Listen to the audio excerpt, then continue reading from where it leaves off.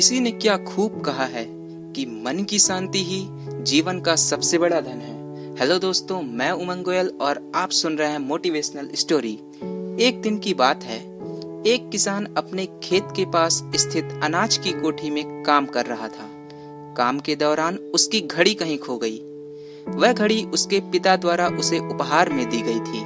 इस कारण उससे उसका भावनात्मक लगाव था। उसने वह घड़ी ढूंढने की बहुत कोशिश की, कोठी का हर कोना छान मारा, लेकिन घड़ी नहीं मिली। हताश होकर वह कोठी से बाहर आ गया। वहां उसने देखा कि कुछ बच्चे खेल रहे हैं बाहर। उसने बच्चों को पास बुलाकर अपने पिता की घड़ी खोजने का काम सौंपा। घड़ी ढूंढ निकालने वाले को इनाम देने की घोषणा भी की।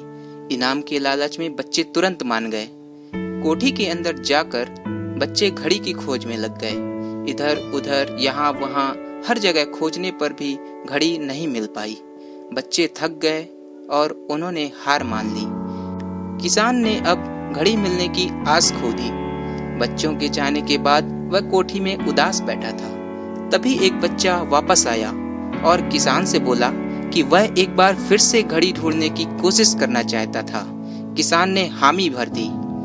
बच्चा कोठी के भीतर गया और कुछ ही देर में बाहर आ गया।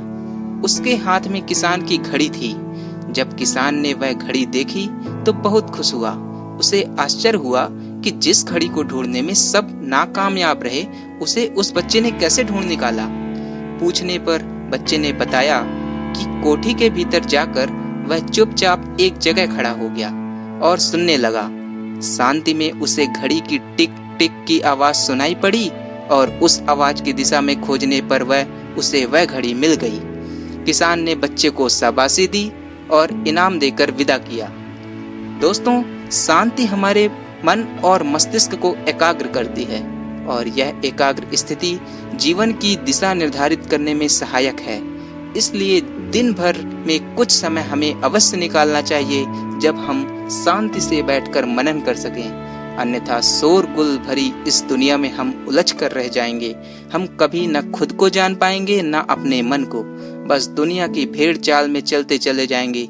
जब आँख खुलेगी तो बस पछतावा होगा कि जीवन की ये दशा हमने कैसे निर्धारित कर ली।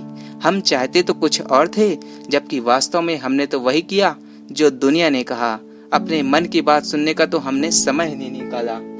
दोस्तों, ये कहानी आपको कैसी लगी आप नीचे कमेंट करके मुझे जरूर बताइए।